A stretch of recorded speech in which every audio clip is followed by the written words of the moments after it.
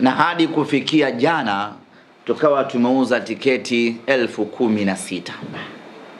Tiketi 16,000 maana yake ni kwamba tayari uwanja wa Amani umeshajaa na tena umepitiliza kwa watu 1,000 zaidi, kwa sababu uwanja wa Amani unachukua watu 15,000 pekee. Kwa tiketi 16,000 ambazo tumeuza, maana yake ni kwamba tayari uwanja wa Amani umeshajaa na watu wengine 1,000 watabaki nje ya uwanja. Baada ya majadiliano ya muda mrefu, tunafanyaje hizi tiketi?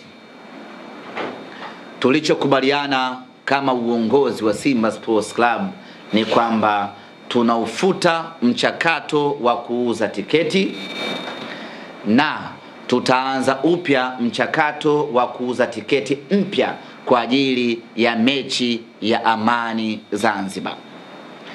Lakini basi wale wote ambao wamenunua tiketi zao, watu 16,000, tiketi zao zitatunzwa na wao watalazimika kutunza kadi zao na tiketi zao watazitumia kuingilia kwenye tamasha letu la Simba Day mwezi wa 8 mwaka huu.